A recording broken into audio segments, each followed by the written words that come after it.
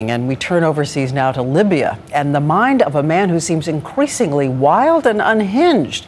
A rambling Moammar Gaddafi unleashed another bizarre rant, even as his opponents were gaining ground. And ABC's Alex Marquardt is traveling into eastern Libya and reports that the noose does seem to be tightening around Gaddafi. Alex, good evening. Good evening, Diane. We spent the day with opposition protesters here in eastern Libya. They feel emboldened tonight, like they're on the cusp of taking down this dictator after his 4 decades in power. And for many of them, there's no turning back. The people here are growing in power and courage, taking the battle to Qaddafi's special units and foreign mercenaries in city after city. In eastern Libya, a protester took the wheel of this armored vehicle. Crowds lifted weapons to the sky. Meanwhile, Gaddafi continues to see top officials defecting. Tonight, one of his closest aides and his cousin is asking for asylum in Egypt. So Gaddafi took to the airwaves today, phoning into Libyan TV with another rambling diatribe, accusing the U.S. and al-Qaeda of fomenting the uprising against him. He said the young protesters were given hallucinogenic drugs by Osama bin Laden, that something was slipped into their Nescafe coffee. So who's in control of his country tonight? Most Libyans live near the coast, and throughout the east, the opposition is now in control, and Gaddafi's forces have been pushed out. The battle for control is raging in the west, in the cities surrounding Gaddafi's base in the capital Tripoli. And today, those battles were deadly. And who are the protesters?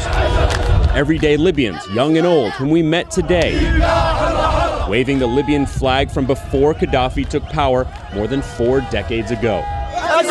Despite the fury directed at Gaddafi by these protesters, this is very much a celebration.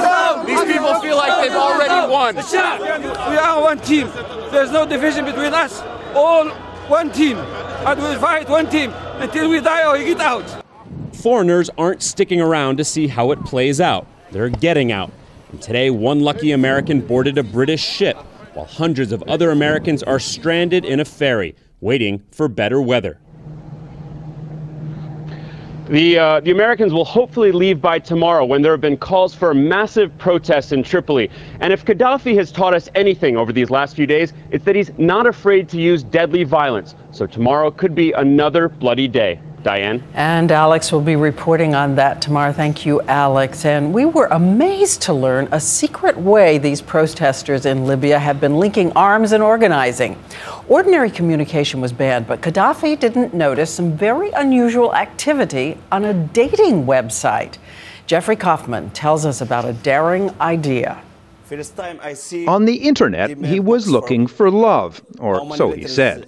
So do you know if this is a political message or a love message? Yeah, this letter is code. A leader of the protests against Gaddafi, Omar Shibli Mahmoudi, knew Facebook and Twitter were being monitored by Libya's secret police. So in order to establish a place where would-be protesters could organize, he used the cover of Mawada.net, the Match.com of the Middle East, a place for single Muslims to find love.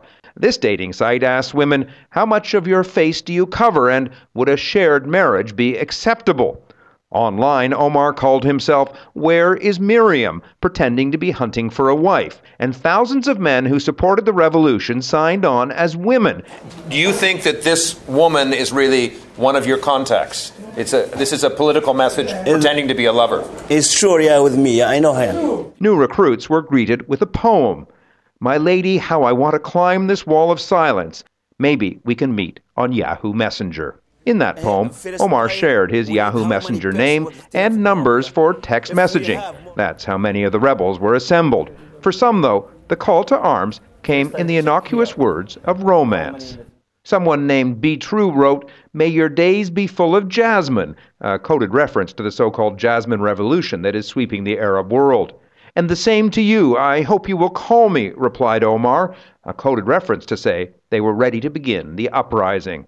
Omar dreamed of rallying 50,000 supporters who would take to the streets. Using this matchmaking site, he ended up with 171,323 admirers. Revolution seeded with love. Jeffrey Kaufman, ABC News, Ben Gardain, Tunisia.